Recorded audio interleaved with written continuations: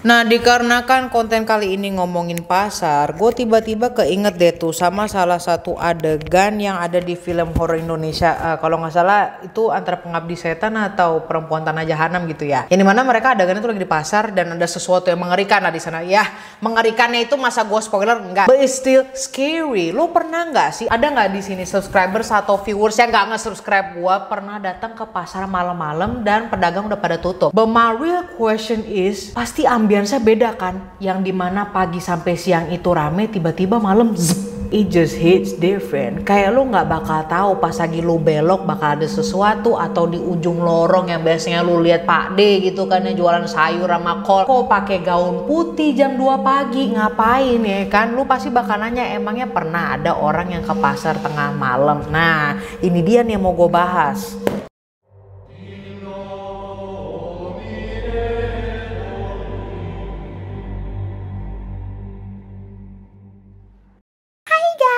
It's me, Inces. Apa kabar? How are you hari ini? And welcome back. Thank you so much, love, for sending me the intro. I have a personal message for you at the end of this video, so stay tuned. Now, kali ini you udah lihat di judul nama di thumbnail ya, apalagi ya nggak jauh-jauh dari Indonesia lagi. Dan kalau kalian mana ke kasus yang Amerika, ya lu mendingan nonton dulu yang gue baru bikin tuh yang Reddit, itu ngeditnya bagus sih. It took me days, okay? Dan itu durasinya 30 menit. You better enjoy that damn video. Nah, gue balik lagi ya. Memang yang namanya pembunuhan itu atau kasus kriminal bisa terjadi di mana-mana. Lu lagi mau tidur juga, atau lu lagi ngopi bareng temen lo di cafe yang kelihatannya aman-aman aja, atau lu lagi di mall yang dimana ada security, ada satpam, and then ada pasar yang dimana itu selalu rame. Ketika gue ngomongin pasar, kalau kalian tanya nih sama orang biasa gitu ya, di tengah-tengah pasar ada apa sih bu atau pak? Ya secara logis biasanya mereka langsung jawab ya mereka ada orang jualan lah, namanya pasar deh. Tapi kalau lu nanya gue, emang ada sesuatu apa Mar di pasar? Dan inilah kasus yang akan gue bawain, okay? So here's paranormal. Sugeng was here. Let's go.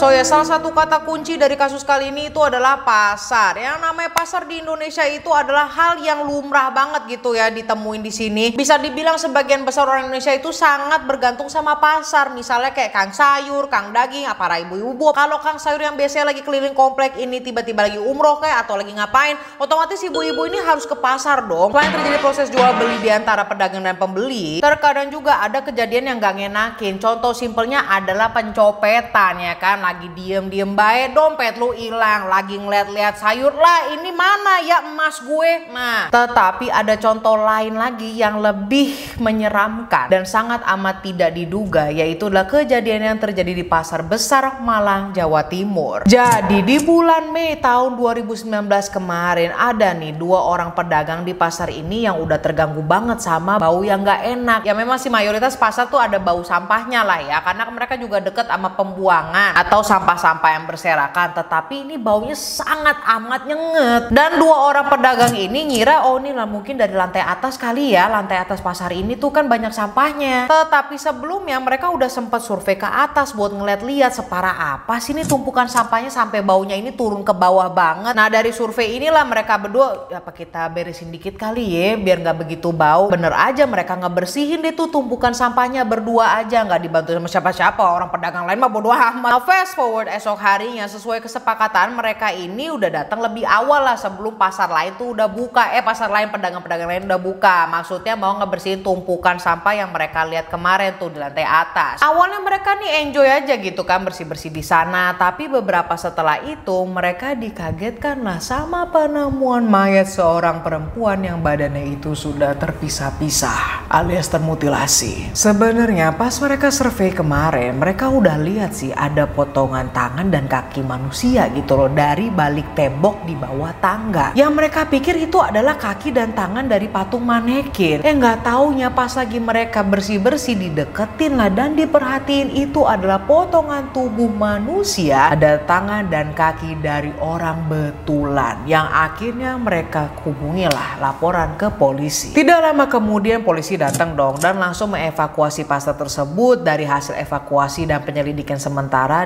ditemuilah 6 bagian tubuh wanita. Yang bikin herannya lagi adalah di telapak tangan, telapak kaki, dan tembok lokasi penemuan mayat itu adalah tulisan nama seseorang, yaitu Sugeng.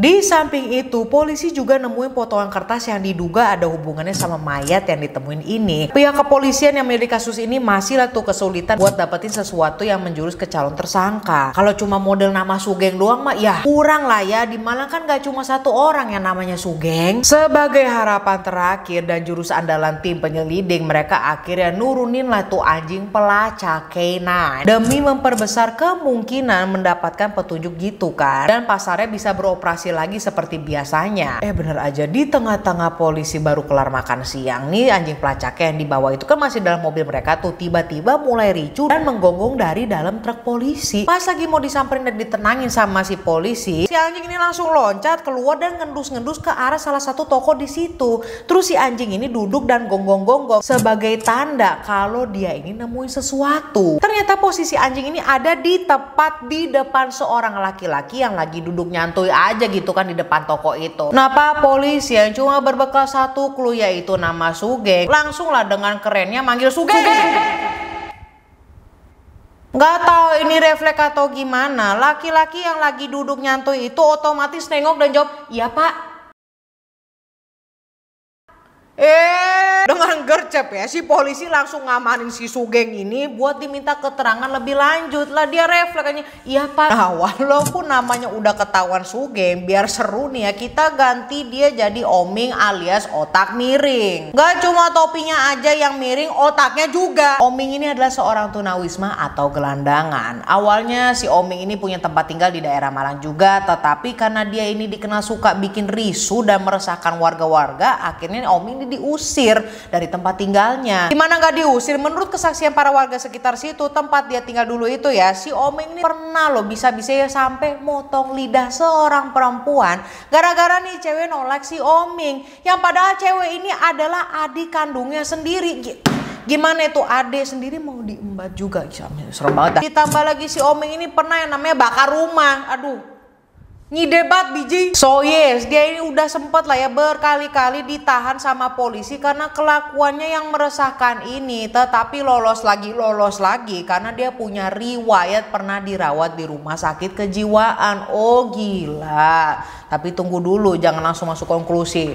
Dari hasil keterangan si Oming ini di kantor polisi, memang dialah pelaku yang memutilasi perempuan yang ditemuin itu di bawah tangga belakang tembok. Si Oming bilang kalau itu memang kemauan dari si perempuan atau si korban. Awalnya begini, perempuan ini adalah seorang tunawisma yang juga mau diajak jalan sama si Oming. Dibawalah si korban ini ke lokasi penemuan jasadnya itu. Disinilah si korban bilang ke Oming bahwa dia ngerasa sakit banget dan gak kuat, minta si Oming juga untuk ngabisin nyawanya dia, minta dibunuh gitu loh.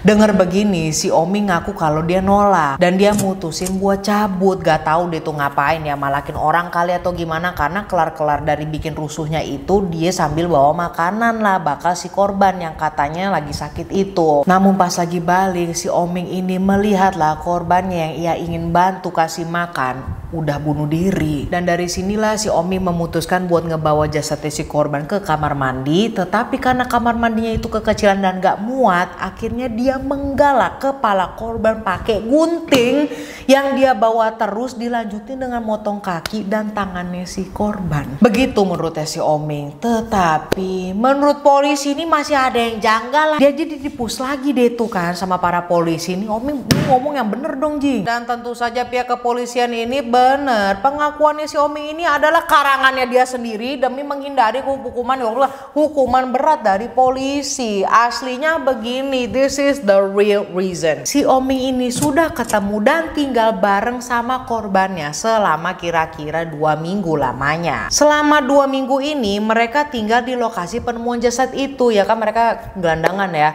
Makanya mereka tinggal di bawah tangga gitu loh. Nah, pertemuan mereka ini berawal dari si Oming yang minta uang ke korban, tetapi ditolaklah sama si korban karena korbannya kekurangan duit juga. Mungkin karena suka dan tertarik sama satu lain, si Oming sempet deh tuh ngebeliin makanan buat si korban dan nyuruh si korban itu tinggal sama dia di bawah tangga itu. Di samping itu, Oming juga nyuruh korbannya untuk bekerja sebagai kupu-kupu malam yang nanti hasilnya itu harus disetor juga ke Oming. Namun jelek ya, kalau setorannya itu lagi kurang, si Oming ini langsung emosi dan bisa mukulin korban. Sampailah di awal Mei tahun 2019, si Oming ini tiba-tiba ngajak korban buat begituan dan ditolak mentah-mentah sama korban dengan alasan gak enak badan dan alat vitalnya dia itu lagi berdarah. Mendengar hal ini, si Oming pergilah untuk beli sesuatu, yaitu dia membeli gunting gitu kan ya, yang dimana pas lagi dia balik lagi, dia langsung deh tuh keluarin gunting tersebut dan nojos lehernya si korban. Korban yang jatuh langsung diseret lah ke kamar mandi, dan di kamar mandi itu yang tadi gue bilang korbannya dimutilasi, dan setelah itu dimasukin lah ke dalam kresek hitam gede. Rencananya potongan-potongan itu mau dia sebar lah di sekitar pasar, tetapi nggak sempet soalnya si Oming ini udah kambuh duluan nih ke otaknya, dan malah nulis nama Sugeng di tembok, di telapak tangan sama di telapak kaki korban, mencurahkan rasa marahnya karena dia ditolak, nggak mau begituan.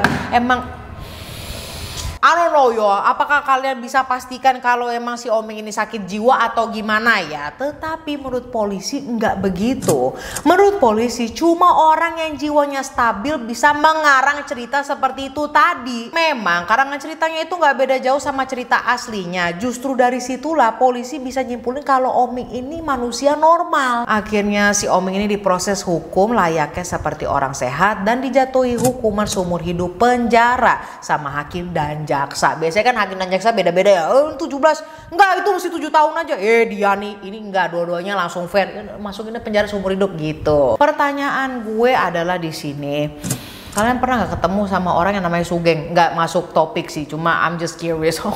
And yes, kasus ini sudah selesai. Now what I really wanna tell you is that ketika gue tahu tentang kasus ini, gue jadi keinget-inget masa kecil gue dulu, karena gue sempet dikejar sama orang yang sakit jiwa. Normal gak sih kalau misalkan ya memang lu udah dewasa gitu kan, yang harusnya lo ngerti, iya dia sakit jiwa, keterbelakangan, lo mestinya kesian sama mereka. Iya, gue kesian gitu. Tapi normal gak sih kalau misalnya gue udah dewasa gini masih agak takut gitu loh. Udah gue baik ngomong kayak Marisa nggak boleh kayak begitu. Lo belum tahu rasanya dikejar ya sama orang sakit jiwa, yang dimana dia ngejar-ngejar lo pas lo masih kecil. And it was really scary. I will see you when I see you. Don't forget to subscribe, follow your girls Instagram Sasha X Marisa, and I love you guys. Selain terjadi proses jual beli, selain terjadi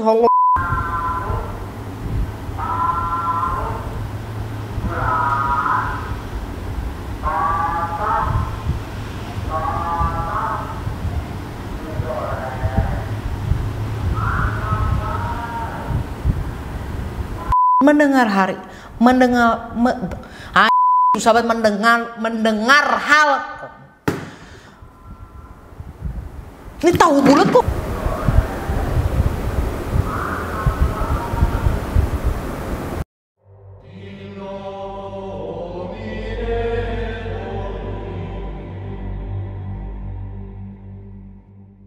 Halo Mayaka, ini kencengan gak sih gue taruh di sini, apa gue masukin lagi ya tuh, bentar. So, I saw your animation video. Cek. 1, 2, 3. Apa? Ngapain lo? You're the only one, cuma satu-satunya subscribers yang ngirim intro Sasha Marisa pakai animasi, and I like it, it's so cute. Tapi yang bikin gue kaget, bentar deh, kayak gue nggak pernah ngomong Inces. It's me, Inces. Did I ever say that? Gue pernah gak sih ngomong kayak gitu? Gue sampai lupa loh. I have a lot of videos that I made. Dan si karakternya ini dia pakai choker. I love chokers. Terus backgroundnya juga it's giving gothic paintings, warna pink juga. I like this. Pokoknya keep doing what you're doing, Mayaka, okay? And once again, thank you for the intro. Bye bye.